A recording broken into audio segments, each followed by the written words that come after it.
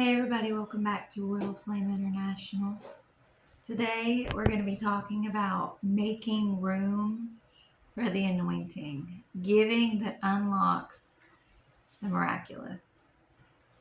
We're going to be reading out of 2 Kings 4 and 8 through 3 and 7 in the NLT. One day, Elisha went to the town of Shunammite. A wealthy woman lived there, and she urged him to come to her home for a meal. After that, whenever he passed that way, he would stop there for something to eat. She said to her husband, "I am sure this man who stops in from time to time is a holy man of God." Which, let's stop right there for point one. We have to recognize the anointing's presence. The title of today is going to be Making Room for the Anointing, Giving that Unlocks the Miraculous. And we do that, part one, by recognizing the anointing's presence. She perceived that Elisha was a holy man of God. We have to discern the anointing when it's in our midst. When there's people that God brings into our lives that have that anointing, we have to recognize it. No one's going to be walking around with a sign on that says, "Here's the anointing, sow into this." You have to discern with your own spirit that that is the anointing and be prepared when you find it. Let's go on to 10. Let's build a small room for him on the roof and furnish it with a bed, a table, a chair, and a lamp. Then he will have a place to stay whenever he comes by. She didn't just notice the anointing. Point two, she honored the anointing.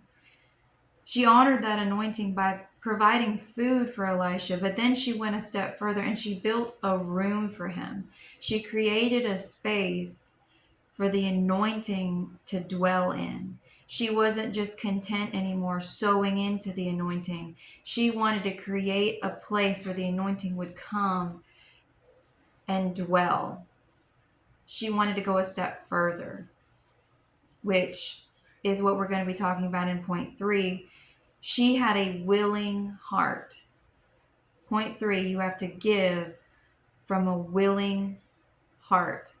The woman in Shunammite was not forced or coerced in any way to give to Elisha. He didn't show up to her house one day and say, "Hey, you should provide me 5-course meals every time I come through and then maybe build me a house." He didn't say that. He didn't require that. He didn't expect that from her. She sought him out. She sought out an opportunity. And as we give from a willing heart, we honor God through his chosen messengers. So we're giving to men and women of God, to evangelists, to pastors. We're giving out into the anointing, and that honors God, and it's blessing us as well. So we're going to continue on now. One day, Elisha returned to Shunem, and he went up to his upper room to rest. He said to his servant Gehazi, "Tell the woman from Shunem I want to speak with her."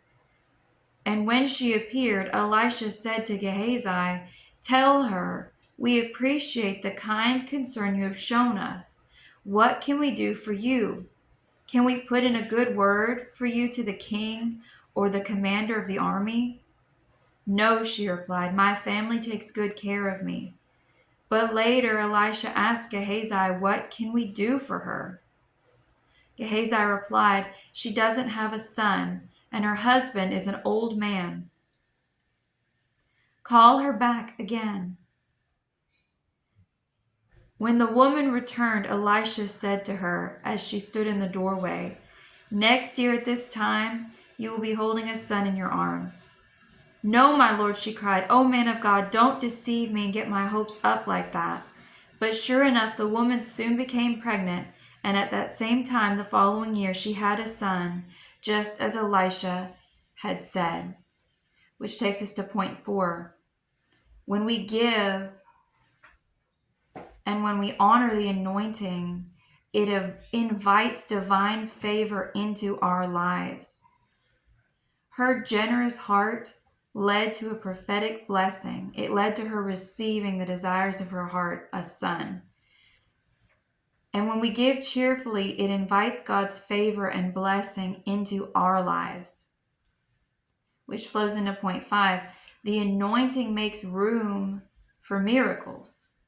By making physical room for Elisha, the woman in Shunem made a spiritual room for miracles. She made spiritual room to bring the miracles into.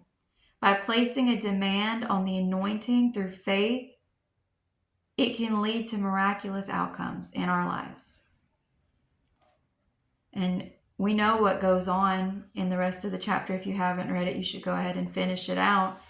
But something happens to the child and she goes back to Elisha, and Elisha raises her son from the dead. And then later on, there's a famine in the land, and he gives her a prophetic warning to leave. And when she comes back, she actually receives more than she left. The king, she finds favor with the king through supernatural circumstances. So she was sowing into that anointing, and she believed that her harvest had come. She believed that her son was what she had made room for, what God had returned to her for her obedience and her willingness to give. But actually, God had so much more than she even intended or even thought he did. Just like the Shunammite woman, we can recognize that anointing and we can make room for it.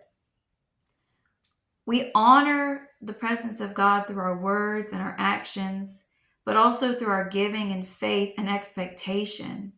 She built a room and God filled it with a miracle. And what you make room for, God will fill. So get ready for your miracles.